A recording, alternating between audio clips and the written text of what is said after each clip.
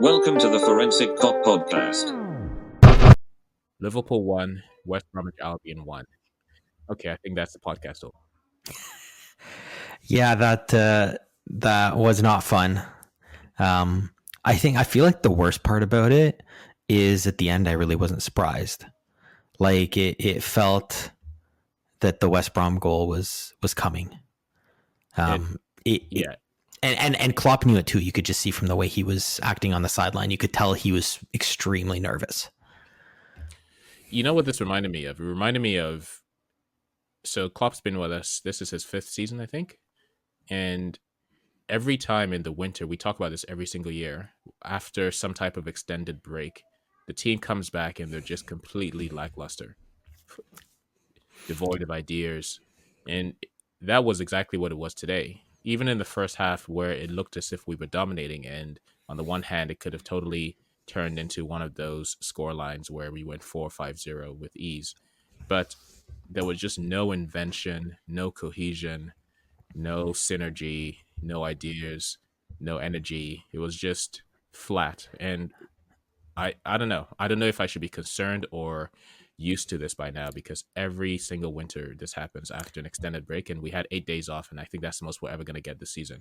So Perhaps I'm going to go in a different direction than you, and I'm going to say this was not a surprise, to your point of we always seem to have something like this, but we were not winning 4-0, 5-0. Forget the shots. The shots were 17-5 for us. Shots on target were 2-3. They had more shots on target. So at the end of the day, I mean, last I checked, and maybe I'm wrong, if you don't get it on the net, you can't score. So a big part of this is the simple fact that, I think in the first half, we literally scored on the only shot on target we had. And that's just not going to cut it. What I will say, and this is going to be a wildly unpopular thing to say, is I'm actually going to put this loss right at Klopp's feet. So to me, this was Klopp's mistake.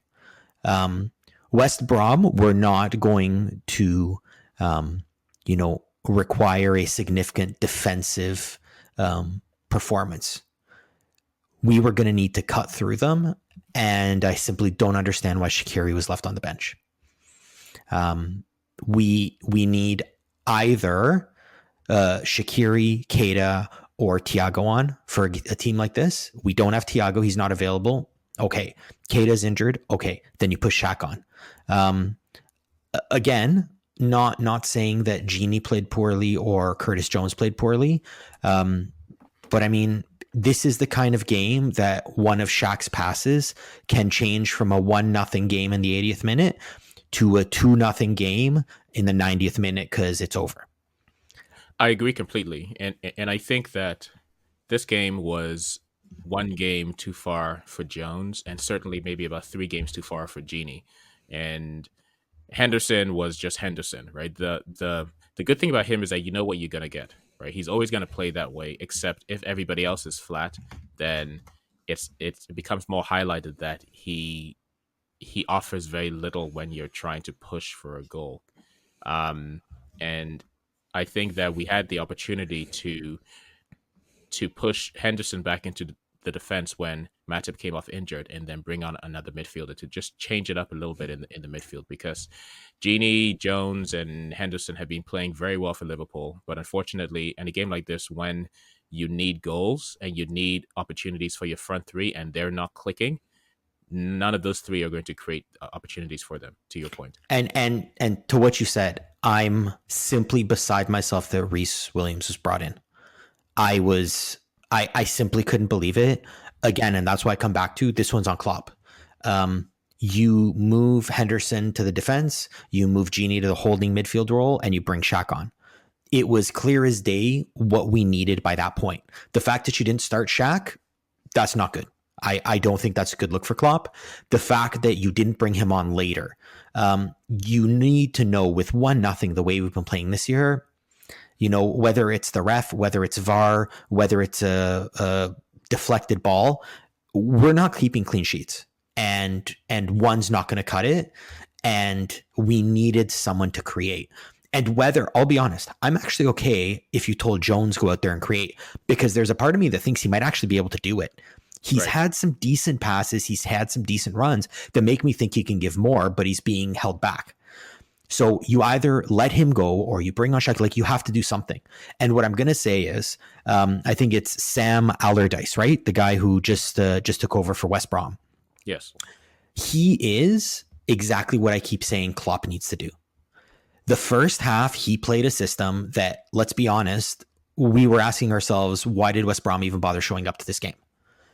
And it was clearly a bait and switch. They played one way in the first half with the express knowledge that they would change it up for the express purpose of screwing up Liverpool. Liverpool got in some sort of rhythm in the first half, thought they knew what they were going to meet in the second half. That completely changed around and we could not adapt. That's why, for me, I like a guy like Origi, who doesn't play like Salah or Mane, is much more direct, much more physical as a change of pace. I feel like Liverpool have no change of pace. We always play the exact same no matter who's where. And I think today we saw West Brom had a big change of pace and we simply couldn't handle it. Yeah, I agree. And I think that Klopp, number one, I think he knows that, which is why he was not overly critical of his team after the game. I think he knows that this was his fault. And I think he's allowed himself to be paralyzed by this notion that we would be better off if we had if we were able to make 5 substitutions in the game, because he's so aware and concerned about not having any subs and then one of his players dropping down with an injury that he's handicapping himself to the point where he doesn't even make the subs until the last 10 minutes of the game, right? Last season or the season before, he probably would have started Shaq. yeah, in this game, right? But he didn't allow himself to take the risk of putting Shaq in the starting lineup and then after 20 minutes having to take him off because he just doesn't trust certain players, and especially in a season like this. But well, I don't know if it's trust certain players or trust that they will stay fit. I think he trusts Shaq, but again, that's what I meant, yes. I mean, to be honest, it's unlikely Shaq was going to be able to play the whole game. I mean, he hasn't played in God knows how long. So at least only part of a game, which is why I would potentially forgive Klopp for not starting him. But when Reece came on, that was the mistake. That should have been Shaq, and all of a sudden you have something that you can do going forward. Again, well, I mean, fair, even if he didn't bring on an attacking option, even if he brought someone like James Milner on, just a change in the middle. Granted, we wouldn't be creating much, but we needed to do something in our midfield. You know what? Like, here's the thing. I'm a big fan of players and teams that are more than one trick ponies. And it's feeling more and more like Liverpool is a one trick pony. We play 4-3-3. It doesn't matter who we have. It doesn't matter if their skill set matches that. It just, nothing matters. We always play 4-3-3. And again, it's worked. So, who can really criticize it? But it's one of those where today I felt like something needed to change, whether we stay 4-3-3, but move to like a diamond in the middle. To your point, bring James Milner just to be more physical in the middle, like something. Right. The other one, and I'm going hoarse saying this. I don't understand the game anymore. I don't understand what referees are doing anymore because they simply don't understand the game. You talking about the foul on Matip? I'm talking about take your pick. Nino? So their goal was a clear over the back. So again, I go back to 20 years ago. If 2 hands are on your opponent's shoulder and your head hits the ball, it's irrelevant if you pushed. 2 hands on his shoulder, it's a foul. That's it. Always called. Never a discussion. Never an opinion. It's not an opinion. It's not. It's simply not. 2 hands on your opponent to gain advantage are not an opinion. That's it. So I don't get how that's allowed to stand. Which, okay, fine. You let it stand because you've been calling it the whole game. You've been letting all that stuff go. Except he called fantasy stuff, man. Even West Brom players knew they weren't getting fouled, but they were still getting the call. Like, you either call it hard all game or soft all game. Pick one, but you don't all of a sudden change. And then at the end of the game, I mean, I've talked about the guys who have a seatbelt on Salah the whole game and never get called. That one was, I mean, against Mane was just a plain hold in the box. Even the commentators were like, well, gee, he's lucky to have gotten away with that. No, that's not lucky. That's bad refereeing. So I'm just, again, I'm not making excuses. Liverpool didn't play well. But when you have a less skilled team who's looking to kill the game, looking to kill momentum, and taking every advantage they can, a referee making bad calls is the best thing they can have. And this guy obliged. The thing that surprised me about their goal was the commentators were even saying on the replay that there's no way that will be called a foul. And so that's what... No, that's what they said there's no way it can be overturned. Why? I don't know. Like, again, I mean, I don't watch with my dad and my uncle anymore. They're old. They're 70s men. They're old men, but for them, those are simple, right? Because I watched when I was younger with my dad, with my uncle, and they knew, like, these were the base rules. You jump, the other guy doesn't, your hands are on his shoulder, it's a foul. Doesn't matter if you push or not, that's just the accepted standard. So I don't know. I don't know why that wasn't VAR'd. I don't know why Mane... Well, it was, but they allowed it to continue to stand. And then Mane was, what, 2 arms around a guy is a legal move in the NFL, I think. But actually, to tell you the truth, in the NFL, that's actually a holding penalty. So I'm not sure how European football is easier on guys than American football. So like, I just don't know what's a foul anymore. I really don't. And Klopp went crazy on the sideline, even got himself a yellow for what was clearly a horrible call by the ref. Yeah, well, it's one thing for us to be discussing this after the fact and for Klopp to be getting irritated. My concern is the players don't respond to these referees on the field. That's my concern. So they're not smart enough to recognize the types of refereeing the type of refereeing that's happening and then to play to that. No, I'm entirely in agreement with you. Yeah, Ajayi, who scored for them, he just walked into our box. I don't know who was supposed to mark him. He just walked into our box and then just jumped on Fabinho. Yeah, Fabinho, and scored. I mean, what happened there? Like. But I would take it a step further, and I would say, literally. So again, and I'll come back to, and this is my problem. We had this same conversation, in the last game. Liverpool had 80% possession and had 8 fouls to West Brom's 5. You can't have the ball 80% of the time and have more fouls called against you. That simply doesn't make, like statistically, you're talking, this makes no sense. And all it comes down to is every time West Brom had the ball, they flung themselves on the ground and got the call, which, okay, that's how they play because that's how they have to. Why are Salah, Mane, why are we not doing that? I mean, if I'm on the corner of the box and it's not going to get VAR'd, I'm going down without even feeling contact. This ref is calling ones that are clearly not fouls. You get all ball, he's giving you the call anyway. So why not? Like, we need to start playing to the refs, and so what if they call us divers? I mean, Kane goes down and he's savvy. We need to start being quote unquote savvy too. And we need to look for the calls. Like, I feel like Mane, on the one that he didn't get the call, he should have been doing that all game. Every time he felt the contact, you go down. Because he was being held and pushed the whole game. And he was too much of a man to go down. I don't know what it is. He needs to start going down more. And all of them do.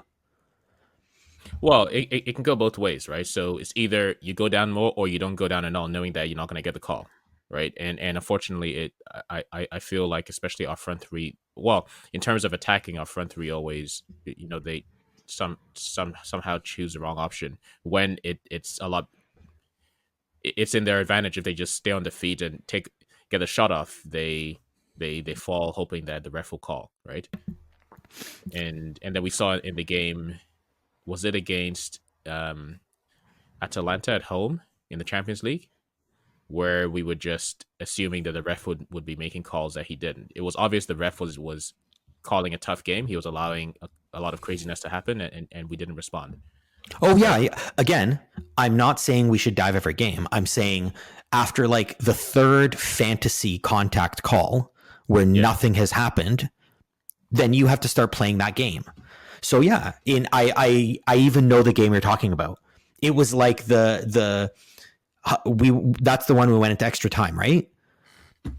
And we were still looking for calls in the 110th minute. And it's like, dude, this guy hasn't called it for 2 hours. What are you doing? So like we need to get with the program. And the other one is, you're absolutely right. If there was a foul that was called with no contact and my coach gets a yellow, I will be yelling at the ref the rest of the game. Right. And I will dare him to give me a red for no tackle. I will yell at you the whole game, and I dare you to give me a red for yelling. I dare you. I want to see it. I want you to make the papers. And you need to be more aggressive, because clearly that's not okay. That there was nothing in that foul. And it was, again, it shouldn't have been an issue. We should have been up by more than one goal in the 80th minute. So that one's on us. But again, the ref isn't doing us much of a favor there. All in all, I don't think anyone played spectacularly. I don't think anyone played badly. What did you think? Yeah. Likewise, I think it was just a very average game. There are a couple of concerns I have. Trent is just not having a good season. I know he was out of the team earlier in the year with a quote unquote illness. And he's just coming back now from injury, but he hasn't got going yet, and that's affecting the team, because it's one thing if we have Williams playing in his place and then we just compensate for that. But when Trent is there, we expect him to be putting in those balls that we're used to, but he's just not as incisive as he needs to be yet. Mo Salah just had one of those games where he feels like he has to score on every shot, and it's so frustrating because the last game that we played against Crystal Palace, he was just calm, composed, playing his natural game, and then all of a sudden we have games like this. I think maybe because Mane scored, he felt that he needs to score, and a lot of opportunities where he could have just laid off a pass to another player. He has the blinders on, and I don't know if it's too late to coach that out of him, but it just disrupts our game. Yeah, the other one that I'll say is a standout on the wrong side to me was Reece Williams. Not that he did anything that horrible. And to be honest, I don't remember the exact minute, but do you remember the breakaway that the guy basically got past him? Yes. Allison's back there, so more power to Allison. Again, that was probably the best chance of the game, quite frankly, and we didn't have it. Right. The best generated chance in terms of expected goal, whatever that BS number is, would have been that chance. So, he was just beat cold. I never thought he was that fast, but man, now I'm looking at it and I'm like, that's a liability on the back end. I don't know if he can make a real run of this.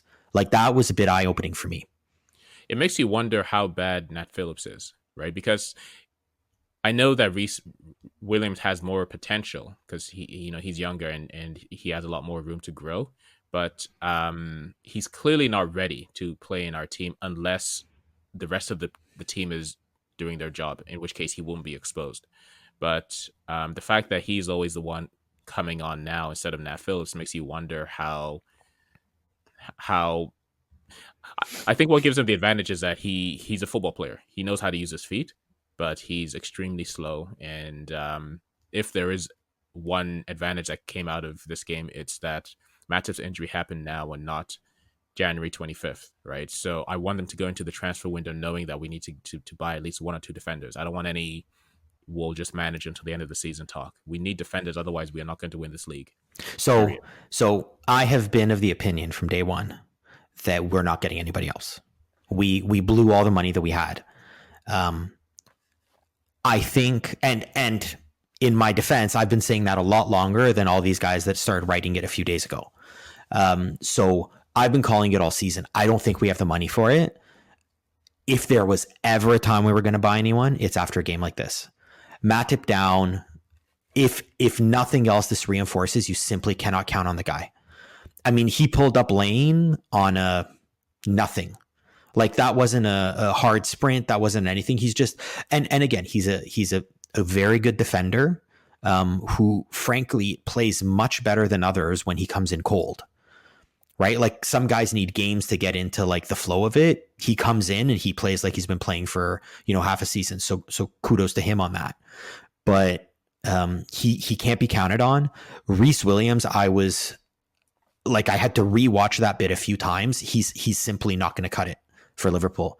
Not this season, not any season. You can't be that slow. You can't get beat that easily. And it's not like he was caught flat-footed. At sprint, the guy was pulling away from him.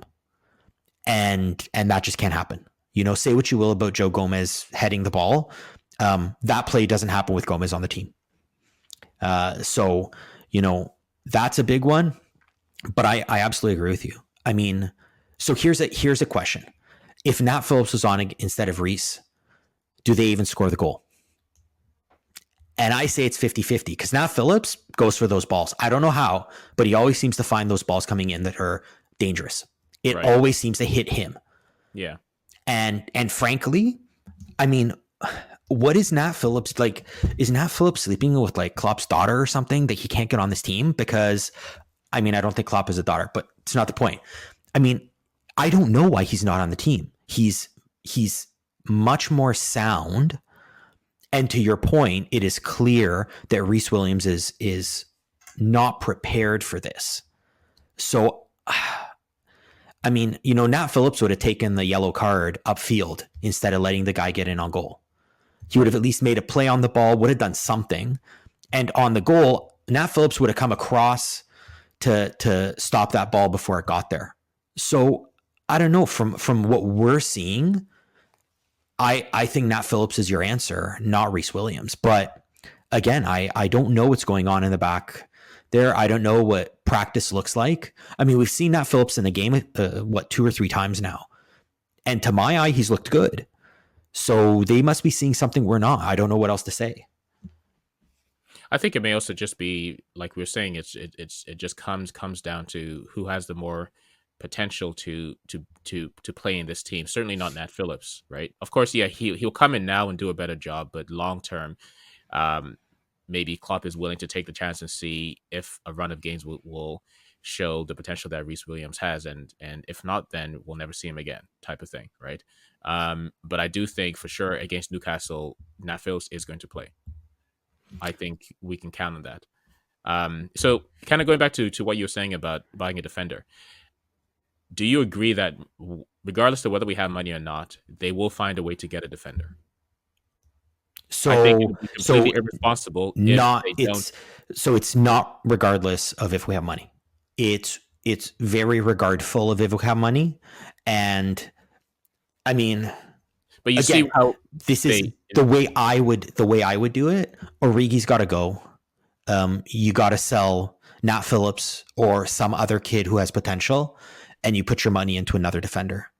No, but that's my point, right? Just like they did with Jota, right? They will find a way to get a defender. There's no way that we as Liverpool as champions go into February with all of our defenders injured. It's not going to happen. So it's just a bad look. It's not a good look, and it impacts future possible recruits because it shows a lack of ambition. Even though yes, maybe it's money related, but it cannot happen. So I very much agree with you. I think that they'll have to find a way now. I think before Matip went down, I think they would have stuck with it because at least then they can say, man, another injury, who could have seen it coming? Exactly. But now I think they have no choice. If you ask me, I'll be brutally honest. I would turn around, I would sell Origi and I'd sell Reece Williams. And I would say, there you go. That would Williams. We're not going to get much for him. So you know what? They've showcased him. He's still only 19. And he's got first team under him. I mean, at the end of the day, this game really, I felt like this game we didn't prepare to have Reece in the back. And I felt like this showed just how overmatched he is. And not that I don't think he can develop, but I don't think he's going to learn to run faster. You don't start running faster in your 20s. Yeah, So he's always going to be too slow for that position for an elite team. For a team that plays the Liverpool way, sure, because there've been slow defenders in really good teams in the past, and the older you get, the wiser you become as a defender. And I think he will. He's not going to learn how to run faster, but he'll learn how to position himself a little bit better and know how not to be beaten as easily. He has been extremely naive in all the games that he's played this season, even the ones where we had a clean sheet. I can tell that he clearly needs some game time. He's so green in his decision making. So he's green in his decision making, but I think you hit it on the head. For teams that don't play with an extremely high line, who are looking to defend the counter, he'll be great. Right. Going to a team that maybe sits back, that plays 50-50 possession, or is, a team like West Brom who know that they need tall people at the back. They need people who know what to do with the ball at their feet. A team that is going to have, that quick counter, the outlet ball and run onto it. We need fast defenders for that look. And he's just not one. The irony is that we only have 2 fast defenders in the club for a team that has set up to depend on quick defenders. We only have 2. Yes, and they're both out. So they're both out for the season. Yeah, so it does make you question the overall strategy. I mean, is there just too much reliance on our front 3, our back 2 to always be fit, right? And that's unwise. So it comes back to the same thing that I said earlier, which is, Klopp plays the same style no matter who he has in any position. Yeah. And it doesn't work because when you bring Origi on for Mane or Firmino, that front 3 doesn't make sense to play the same way. But we don't change. And when you bring Matip and Fabinho on, or Reece Williams and Fabinho on to play at the back as your center backs, it doesn't make sense to have that high line because they can get beat. They're not the fastest guys in the world. And it comes back to you need to coach and have a strategy for the players you have, not just have a universal strategy and keep chucking guys out there thinking they'll all fit in that system. And to me, this is where I'm not questioning Klopp because he's earned the right to not be questioned. I'm starting to get concerned because, to your point, we literally have only 2 defenders who can play this, who set up well for this style of high line, and neither of them are fit. Because go across the back 4, Robbo and Alexander-Arnold are not fast. I mean, Robbo runs all day, but he's not a sprinter in that he'll beat a guy back. And basically we simply don't have the fastest guy on the field, right? Their forwards are faster than our defenders. So I don't understand why we keep playing this incredibly high line where all they need to do is time it even kind of close because in a foot race, we're going to lose anyway. To give him and the coaching staff credit, I think because 4-3-3 was not his preferred formation. I think what's happened is as he's coached at Liverpool, he's evolved his team to the best of the players' ability, and those players just happen to always be available, right, for two and a half seasons straight. And so it's only now that I'm sure he's wanted to, and I think he tried that. Was it last season or the season before? He tried to do the 4-2-3-1 or something, right? With introducing Shaq and then playing Salah in the middle. But at the end of the day, if our first 11 is available, of course we play 4-3-3 because nobody in this world can beat them. Like the best of 5, we're always gonna we can beat any team in the world, right? So I think now they have to have a serious rethink about what recruitment looks like and what the next evolution of this team is, especially as they're all kind of aging at the same time. I would suspect, assuming that Thiago comes in at some point and remains relatively healthy, and we don't buy another, or even if we do buy another defender, it'll take like a couple of months or a month to get up to speed. I say you play Henderson and Fabinho at the back, and then just allow Thiago to do his thing in the midfield with any other of the 2. Yeah, I mean, at this point, I don't know. I'm looking at the game that we have coming up.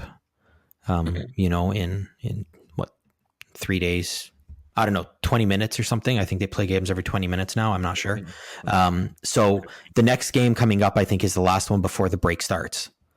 What break? Transfer window.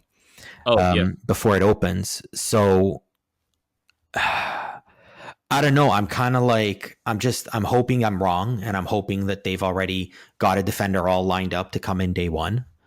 And I'm hoping that this next game is kind of our last one where we're going to field a team that doesn't have any center backs.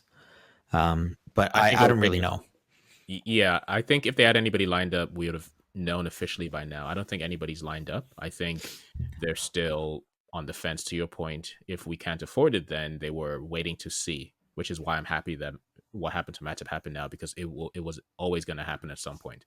Well, but the problem with wait and see is, if they're going to wait and see whose price drops by the end of the transfer window, which I think is January 25th, we could have already blown the season by then. Yeah, agreed. I mean, again, not saying that we'll lose every game until then, but think back to the year we got 99 points. And I think we won like every single game after January, and yet we still didn't win the season because Man City was ahead of us. So, these games are too important to lose like this. And I think if we had a better central defender, I'm not sure we would have lost this game. If we had a better central defender, I'm not sure we would have lost some of our previous games or tied some of our previous games. So it's important to bring them in. I mean, again, I don't discount the fact that we might know something, but I mean, Liverpool does business in a very quiet way where, I mean, there weren't, Jota, who predicted that? Right. We were all kind of surprised when it happened. So I'm kind of hoping they're going with something like that now. I think it's more of the January transfers, right? So Minamino, we knew in December. Van Dijk, we knew in December, right? Very few of the January transfers. Well, in general, Klopp hasn't really made too many January transfers, but the few that he's made, we've not been surprised. So that's kind of what I'm thinking about. I see what you mean. Well, I mean, I'm hoping one way or another that we get it. I mean, back to this game, a big disappointment to come out with only 1 point. Who's your man of the match on this one? Yeah, while you think about it, I'll give you mine. It's Mane because he scored the goal. Otherwise, I have no opinion on anybody else. Massively disappointed. Nobody raised their game. And it seemed like nobody could comprehend the change in West Brom from the first half to the second half. Everyone seemed to try to play the exact same way as the first half without adapting, and I was massively unimpressed. So, I mean, I'll give it to Mane, I guess, because he scored the goal. Or if you want, you can give it to Alisson for stopping a couple of good shots. That's who I was going to give it to, just by default. And I agree with you. And I think this team, I think these players, I think there is a sense of arrogance about these players and this team. Rightly so, because, I mean, after what they've done the last 2 seasons, they have the right to be arrogant. But games like these, I think, are good while we can still afford to drop points, because they will. Well, let's see what happens against Newcastle. I suspect that they will come out angry, which is what we want. And it will hurt them that this may be the last game in front of fans for a while, because I think Liverpool, the city of Liverpool, was the only one still in the right tier to have fans, and I think that's going to change soon. Probably. So that should hurt them, that they couldn't give them a good send off, give the fist pumps and everything else. So we're just drawing too many games. We need to kill games off. Jota can't come back sooner. The front three are starting to go back into a funk again, but things can change very quickly. For more stories, analysis, and articles, go to theforensiccop.com website.